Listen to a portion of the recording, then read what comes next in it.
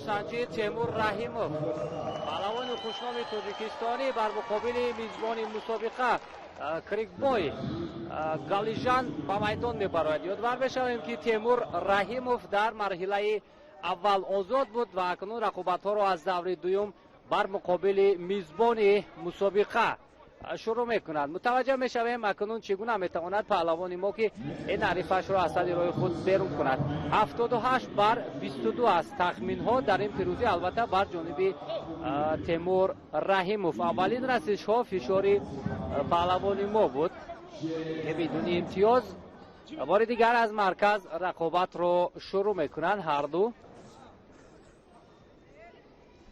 تیمور رحیموف البته در گرانسلم تاجیکستان در مرحله نهایی برای به دست آوردن نشانی طلا با تدی رینری بسیار هم موفق و شناخته گوشین جدای جهانی رو برو شد، موفق نشد، نشانی نقره رو گرفت و اکنون باز بعد از گذشت یک هفته با گرانسلم قزاقستان رفت و اکنون متوجه میشیم که اینجا در گرانسلم آستانه یکی از مدعیان در برابر آنه که سایت و تاتسوری جهانی است تیمور رحیموف هم یکی از مدعیان به حساب می رود. یک طرفه داشتن اکنون با پهلوان میزبان کریکبای شدای اول رو میدید داور. از گریبان داشتن پهلوان ما و یک پایزنی هم داشت اینجا تیمور رحیموف. پهلوان 26 ساله قزاقستانی چندان تجربه مسابقات با نفوذ را ندارد. از گرانسلم تنها دو نشانی برنجی دارد، سال 2022 در توکیو و سال 2023 در همین میدان در وطنش در قزاقستان. و برای پهلوان ما البته مسابقات با نفوذ که زیاد شرکت دارد 119 رقابت سطح مسابقات با نفوذ را انجام داده است تیمور رحیموف. میتواند که با او کمک کند. اکنون گشتی نگرفتن، کم فعال بودن به هر دو شده میدید داور و این چیز باید پهلوانان را بیدار کند تیمور رحیموف، چون بدانیم اولین مدال طلای مسابقه گرانسلم را در زمان صاحب استقلالی ماست همین پهلوان در باکو سال 2022 به دست آورده بود. صورت حرکت پهلوان ما خوبتر میگردد، از گریبان میدارد. هر دو هم ببینیم یک زایل داشتن، اما یک زایل داشتن و بدون حرکت به هر دو خطر دارد. داور میتواند که به هر دو این نوبت شد نشان دهد، اما برتری بر جانب پهلوان ما خواهد بود. ولی این پهلوان قزاقستانی که چندان تجربه بزرگ ندارد باید برای تیمور رحیموف چندان مانع ایجاد نکند.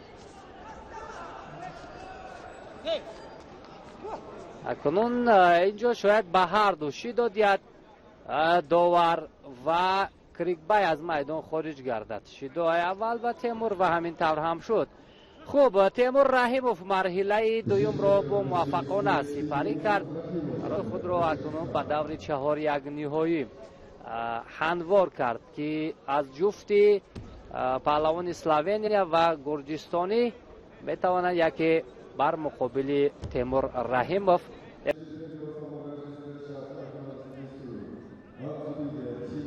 اکنون میگذاریم با نروسنجی تیمور رحیموف در مرحله 4-1 نهایی. پهلوان ما این نوبت جداگی سفید به تن کرده است بر مقابل پهلوان 21 ساله کشور گرجستان ایراکلی دیمیتراشویلی در میدان شده است.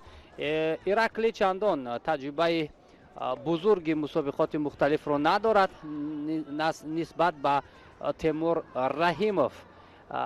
بار ششم است که در گرانسلم ها شرکت میکند. یگان نتایج ارزنده از مسابقات گرانسلم به دست نآورده است، اما تجربه یا کسبیت پهلوانان گرجی در جهان بسیار هم خوب است. میانی هم دیگر البته و نخوردن. بار اول است که تیمور بر مقابل این حریف جوانش نیروسنجی میکند. پایزنی که از سمت داخل بود برای تیمور رحیموف خیلی موافق افتاد.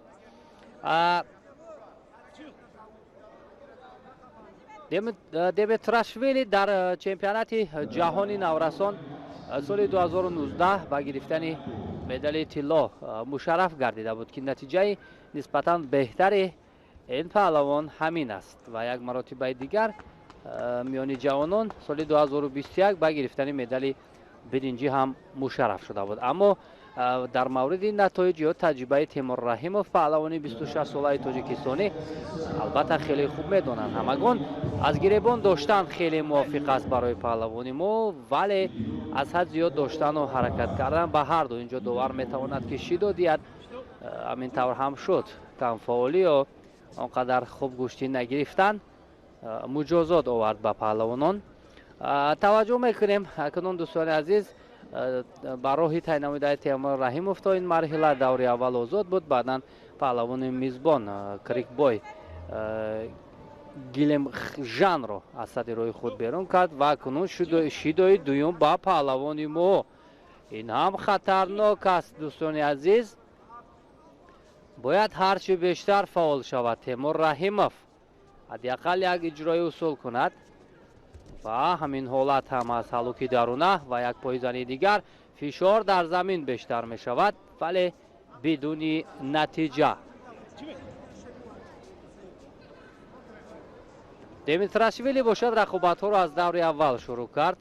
Артём Золтунин аз кишвари Русияро шикаст дод, баъдан Марнич аз Славяниро ноком сохт. Акнун дар марҳилаи чаҳори якниҳоӣ бо Темур Раҳимов рӯбарӯ аст ки ҳамин то ҳол чандон нерӯсанҷиаш бад нест, аммо дифоӣ бештар мекунад дар ин ҳолатҳо. Демитрашвили ва шидои дуюмро ҳам мегирад ба хотири камфаъолӣ. Акнун баробарӣ дар муҷозот дида мешавад. барои Темур Раҳимов зарур аст ки имтиёз ситонад аз ҳариф, фишорро бештар кунад, метавонад ки камфаъолии ҳарифро инҷо довар мушоҳида кунад. бо қувваи дастонаш инҷо ҳаракат дошт Темур Раҳимов, вале натавонист ки имтиёз бигирад аз ҳарифаш. ҳамин ҳоло моқиёт набояд аз миён дошт, иҷоза надиҳад паҳлавони мо ба Демитрашвили ки аз камарбанд ё аз миён доштан хеле хатар дорад. дар ҳолати асайкоми акнун Темур метавонад ё на, дар сурате ки пои худро раҳо карда тавонад аз миёни пойҳои ҳариф, вале на, натавонист. хуб, ҳамин ҳоло Темур Раҳимов дар раддабандии ҷаҳонӣ дар мақоми дуюм меистад. ин ҳам тибқи ҳамон сомонаи федератсияи ҷаҳонии ҷудо аст ва имкони хуб ҳам дорад ки аз ин мусобиқаҳо аллакай имтиёзҳои лозимаро ҷамъ кунад. дар душанбе баъд аз оне ки медали нуқра гирифт Темур Раҳимов 700 имтиёз албатта ба хазинаи имтиёзҳои худ замъ кард. ва имрӯз як қадами дигар боқӣ мондааст то ба марҳилаи ниманиҳоӣ равад ва аз он ҷо муборизаро барои медали тилло баъдан идома диҳад. вале гапсари он аст ки то куҷо ҳамин ҳарифи гурҷиашро таслим мекунад. дар ду ҳолати охир камфаъолӣ Демитрашвили ба хубӣ мушоҳида мешуд.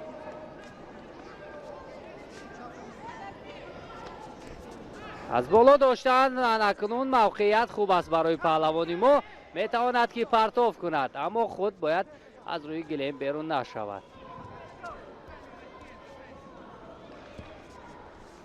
ҳаракат бояд дошта бошад, аммо таваҷҷӯҳи Демитрашвили барои иҷрои усул буд ки хушбахтона натавонист ҳамин ҳоло. албатта хаста ҳам гардидааст Демитрашвили. хуб, ҳамин тавр кор ба голденско меравад. 28 рақобат ва 16 пирӯзӣ дорад дар голденско Темур Раҳимов.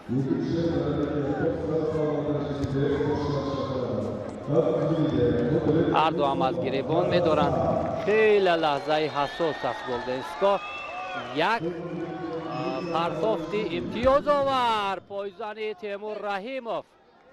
як партофти имтиёзовар новобаста аз оне ки вазари аст ё ипон тақдири рақобатро ҳал мекунад ва паҳлавони мо ба ин чиз хеле наздик аст. дар ҳамин голденско бояд умуман худро камфаол нишон надиҳад. аз боло медорад, наздик мекунад ҳарифро ва инҷа камфаол аст Демитрашвили. аммо довар то кунун хомӯш аст. хастаам гардидааст паҳлавони гурҷистонӣ. хуб, Демитрашвили гуфтем аз чемпионати ҷаҳони наврасон медали тилло дорад. баъдан аз мусобиқоти кушод аз ҷоми аврупо натиҷа ҳам дорад.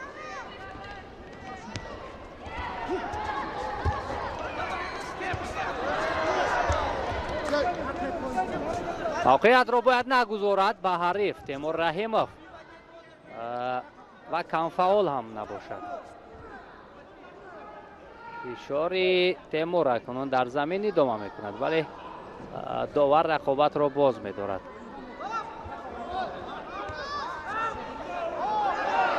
албатта Темур Раҳимов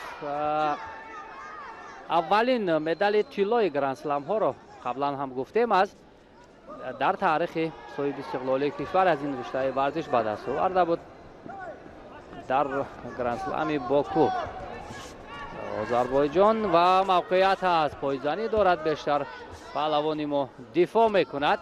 Демитрашвили инҷо бояд 100% шидои семро ба паҳлавони гурҷӣ диҳад довар, вале хомӯш аст. дар се ҳолати охир камфаол буд Демитрашвили, аммо довар боз ҳаҷме мегӯяд, ишора мекунад ки рақобат бояд идома ёбад.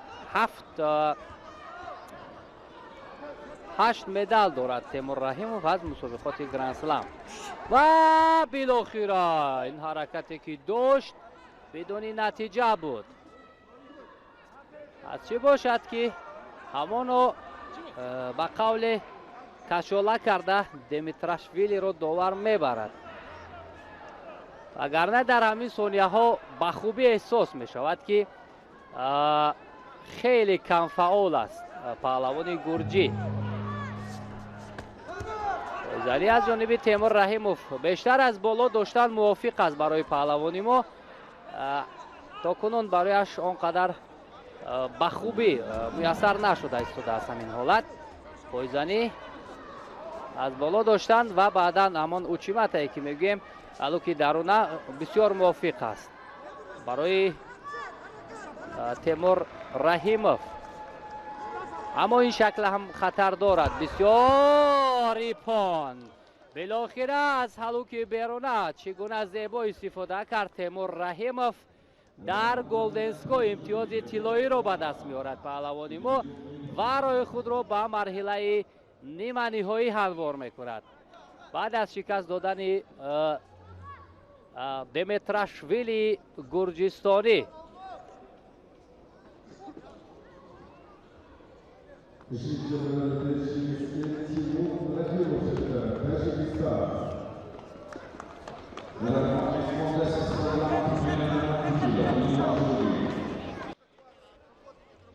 ҳамакунун марҳилаи нима ниҳоӣ барои роҳ ёфтан ба финал, барои ба даст овардани нишони тилло як қадами дигар боқӣ монд барои Темур Раҳимов, паҳлавони сангинвазни мо.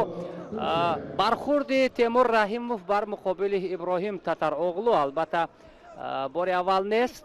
дар гранд-слами душанбе ҳам ҳамагӣ як ҳафта пеш дар марҳилаи чаҳор якниҳоӣ Темур Раҳимов ин паҳлавони 18-солаи кишвари Туркияро ноком сохта буд бо имтиёзи ипон. акнун дар марҳилаи ниманиҳои гранд-слами Остона бо ҳам рӯбарӯ мешаванд ва мутаваҷҷеҳ мешавем ки инҷо тахминҳо 84-16 аст. пирӯзӣ бар ҷониби Темур Раҳимов ва аввалин расишҳо бубинем чӣ гуна хатарнок буд ва Суҳроб Абдураҳмонов мураббии Темур Раҳимов ишора мекунад ки ин ҳаракат ва заре буд, аммо унҷо як таваққуф буд гумон мекунам. ба ҳамин хотир довар ин чизро ба инобат нагирифт. бале, ҳама чиз аз рӯи қоида аст.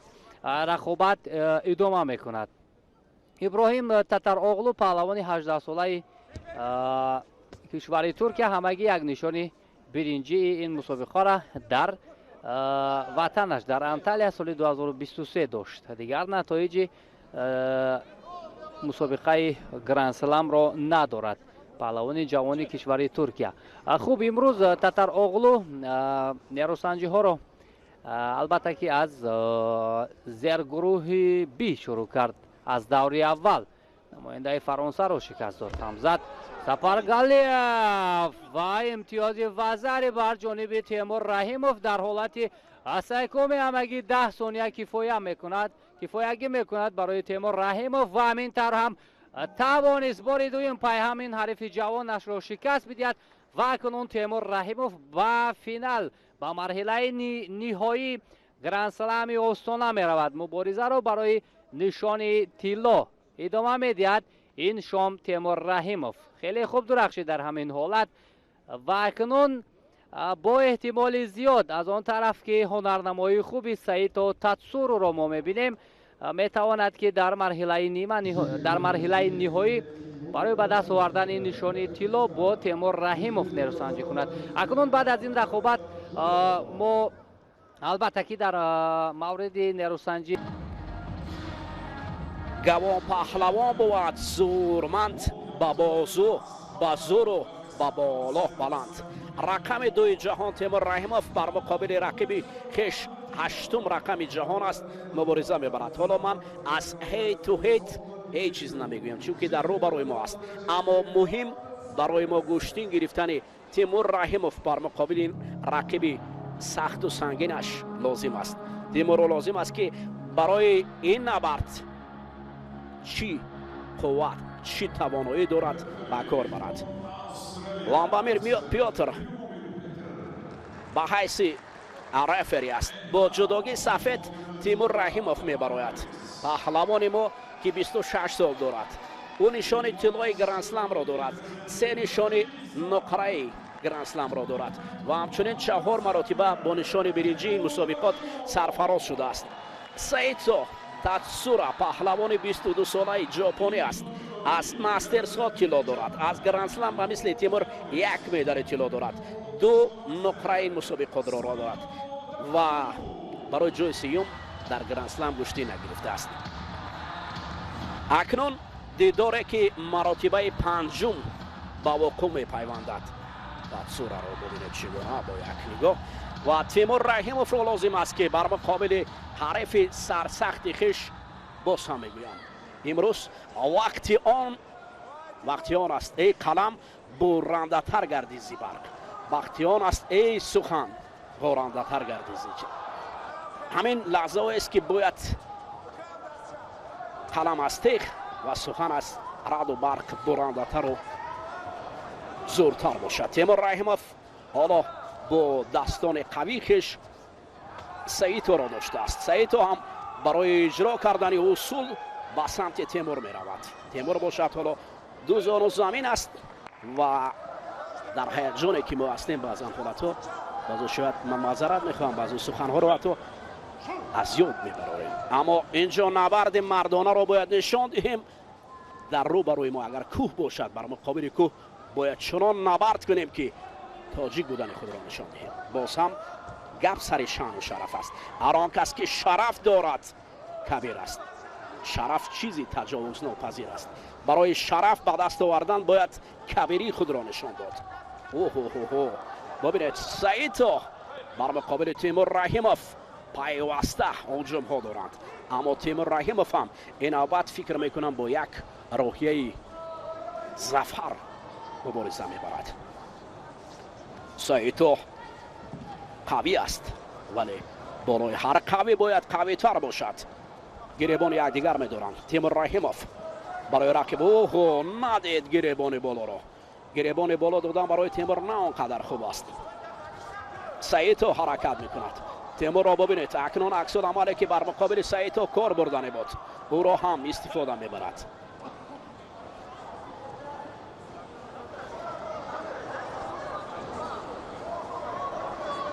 کجا بود من نآیم بکار که او پهلوان است و گرد و سوار. هر جا که پهلوان است اونجا نبرد است. برای ما اولین بار رفری مرکز شده نشان می‌دهد و تیمور رحیموف باشد بر مقابل سایتو مبارزه را با سام ادامه میدهند. باید روح افتاده نباشد. از این شیدویی که است. دستان تیمور بسیار پرقوت هستند، دراز هستند، مهم قد بلند و امکانیت زیبا دارد. باید قد بلند، دستان دراز و همچنین پای خود را به کار برد و در مقابل سایتو بسیار قوی است. سایتو حالا در نوازه نمیخواهد کار را برد و راستو برمیخیزد. مربی او برای او مصلحت میدهد. شاید آرام بودن و با شکل درست کشتین گرفتن را مصلحت میدهد. تیمور هم چنگال میزند برای پیدا کردن کمربند رقیب. حرکت دارد، هجوم میکنند هر دو. سایتو پرقوت، تیمور رحیموف هم بسیار قوی است، مقابل او ایستاده است و ببینید با دستان پرقوتی همدیگر روبروی یکدیگر به مثل کوه هستند. اما تیمور باید پرزور باشد. تیمور باید هر قوایی که دارد به کار برد. اوه، حالا که لعب بسیار خطرناک است. این امکان را برای سایتو رحیموف نمیدهد. خود را قوی تر میکند. شیدوی دوم برای ما نشان میدهند و بگذار مبارزه را برگرد. بگذار باید خوبتر و بهتر باز پس میگیرد. شیدو را اکنون یک شیدو فقط برای ما مانده است که این بخیر است. در اینجا بعضا داوران هم شطور میکنند. مهم گشتین خوب باشد. اوه، یک حرکت و هجوم نوبتی سایتو بود که تیمور رحیموف برعکس حال هم حرکت میکند. اما این کوه را به سمت دیگر گرداندند. مخلصان ما در اینجا حضور دارند و پرچم کشور ما جلوه میدهد. باید به خاطر پرچم، به خاطر این مخلصان هرچی بود مبارزه برد. حالا گوش میاندازد تیمور رحیموف با مصلحت مربیان و اوچماتی که از جانب سایتو ما را شکم آورد. حالا سایتو باز میخواهد در نوازه کار ادامه دهد. اکنون برای وقت اساسی دقیقه کمتر باقی مانده است. دقیقه کمتر باقی مانده است و ما باید مبارزه بریم. عرق جبین برای نشان طلایی. شیدوی دوم احتمال است که برای تیمور رحیموف علاقه در تابلو نشان دادند. سایتو چی میخواهد؟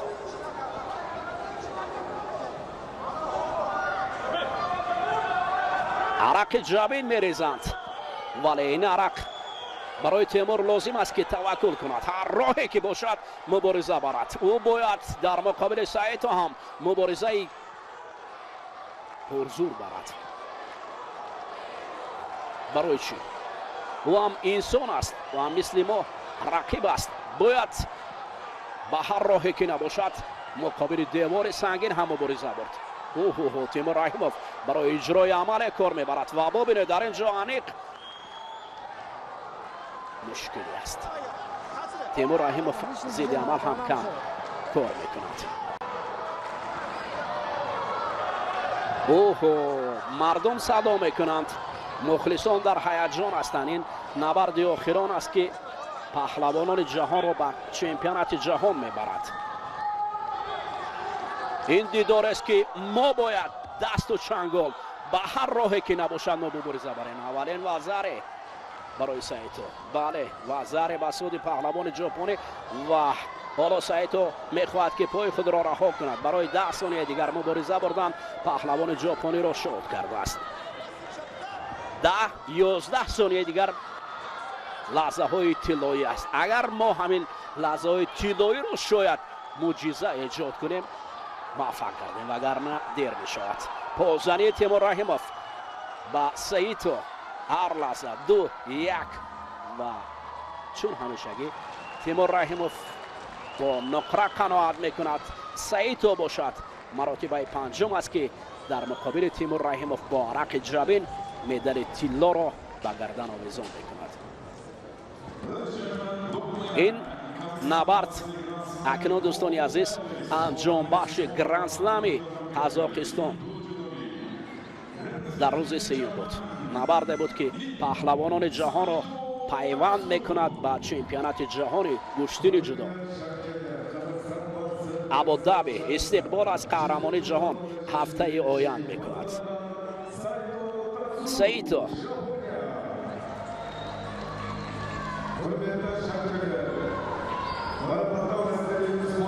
همدیاران عزیز، نبرد خیلی پرهیجان، رقابتی بسیار هم دیدنی میان پهلوانان سنگین وزن بود.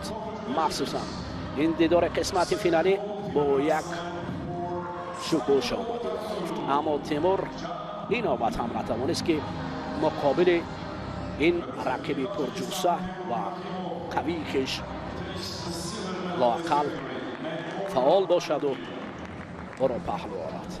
برعکس حال وی پهلو افتید و سعید تا طلایی شد انشاء.